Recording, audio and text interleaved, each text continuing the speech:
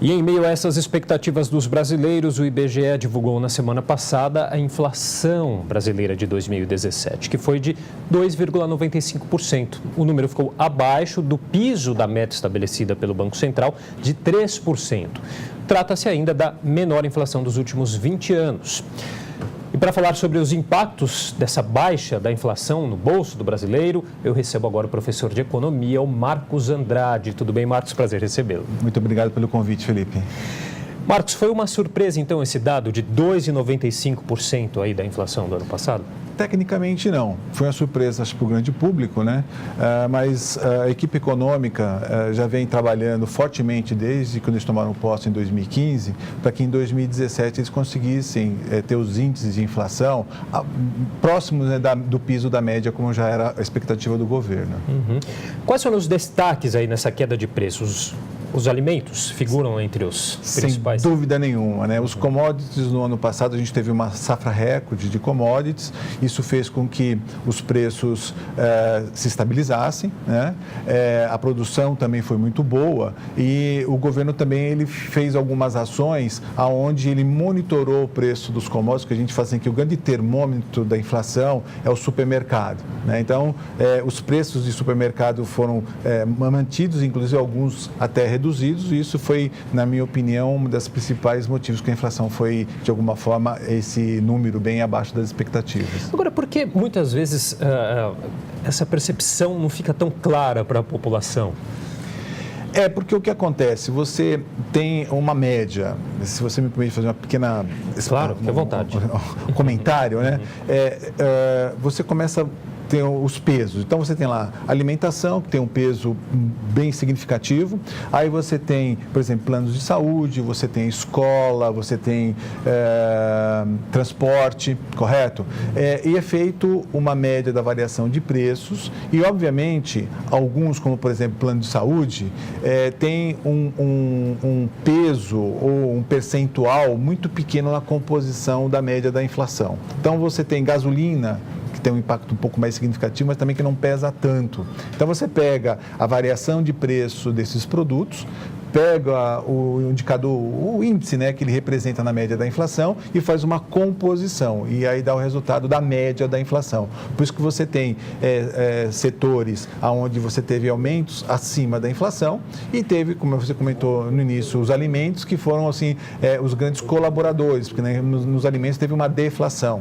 Se você pega preço, sei lá, do tomate, da batata no supermercado, no início de 2017 e vai olhar o preço dele no final de 2017, você vai ver que o preço dele é menor, do arroz e do feijão também. Uhum. Agora, por que alguns setores têm esse peso maior, outros um peso menor? Essa é uma conta aritmética que é um pouco complexa e difícil de explicar. O que acontece? O governo fez uma análise, né, do que é mais importante, o que tem um peso maior ou não na população em geral, correto? E aí estabeleceu-se peso. O que é o peso? É onde você tem um número maior de consumo. Então, alimentos, né? Independente da classe social que você se encontra, você vai precisar se alimentar. Então, o preço de alimento tem que ter um peso maior do que, por exemplo, plano de saúde, onde você tem uma grande fatia da população que, teoricamente, depende do... É algo indispensável. Não é que é indispensável. Você tem o setor público que atende, né? Não vou entrar no mérito da forma pelo qual atende, mas você tem o setor público que pode atender essa necessidade da população, sendo que a alimentação você não tem como substituir. Uhum. Agora, levando em conta esse cenário, o que é o poder de compra? Como que ele se relaciona com esse tema? Bem, o poder de compra, como eu posso te explicar, é uma relação que nós temos com relação à renda familiar. Procurar ser sucinto novamente, né? Você tem, por exemplo, as famílias que têm renda de 0 a 5 salários mínimos, que é mais ou menos R$5.000, de 5 a 10 salários mínimos, de 10 a 20 e acima de 20 salários mínimos. Então, o poder de compra, ele tem essa referência da média salarial das famílias, onde, claro, quem está na faixa mais baixa tem um poder de compra menor, quem está na faixa mais alta tem um poder de compra maior. Correto? E esses indicadores de inflação, eles estão direcionados para o quê? Para o piso, onde tem uma concentração maior de famílias, né? E você tendo uma inflação menor, significa que o poder de compra dessas famílias, de alguma forma, melhora, não que aumenta, melhora.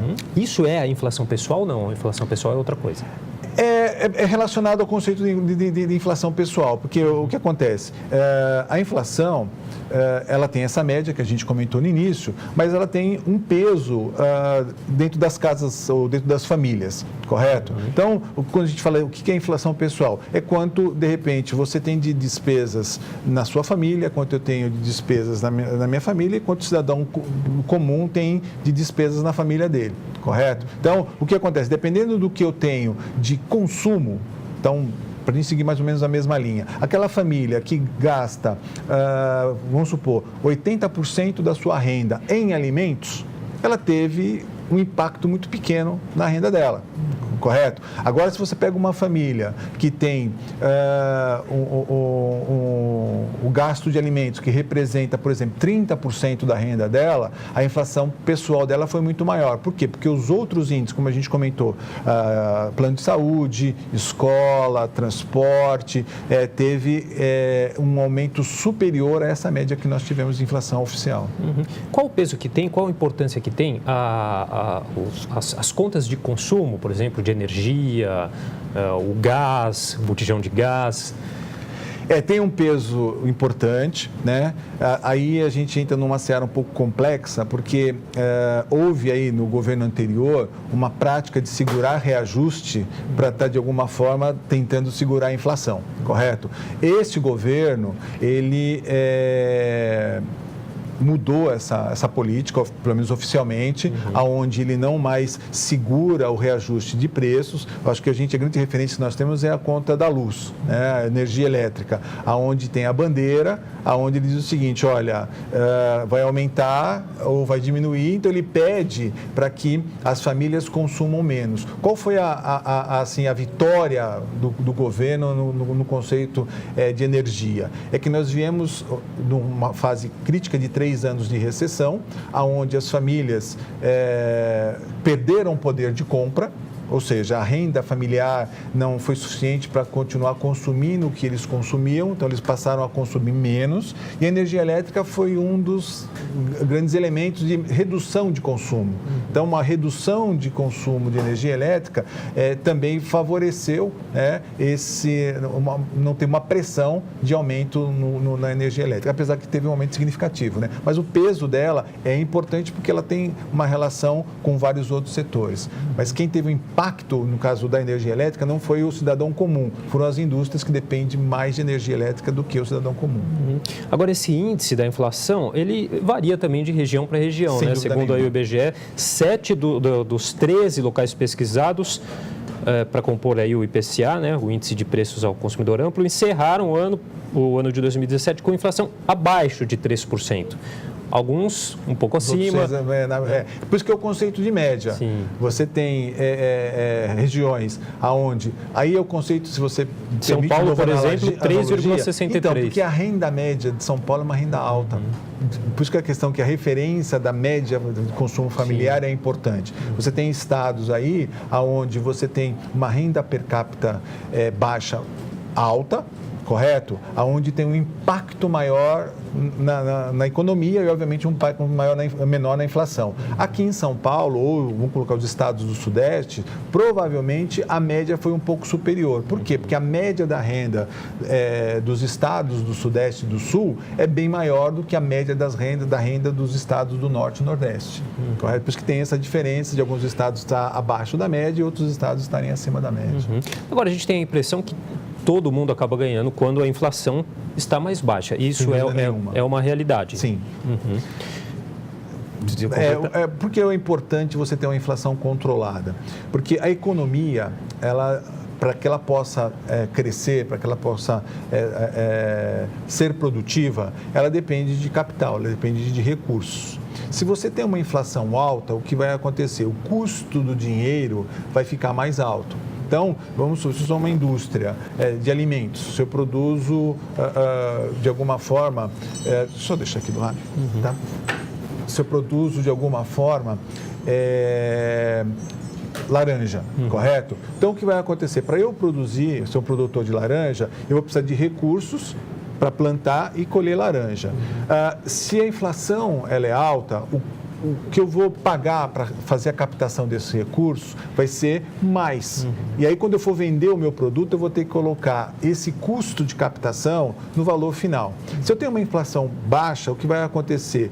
Vai custar menos para fazer uma captação de dinheiro, e aí o resultado do meu trabalho, o valor vai ser menor de venda, porque eu não vou precisar embutir uns juros altos que me foi cobrado para que eu fizesse a captação desses recursos. Se eu conseguir explicar... É um pouco complexo, mas eu acho que ficou claro. Assim, quanto mais caro fica o dinheiro, mais caro acaba ficando o resultado do meu trabalho, onde eu tenho que colocar, além do custo de produção, o preço que eu pago para fazer a captação desses recursos. Para a gente concluir, então, e a expectativa é que essa baixa ela se mantenha?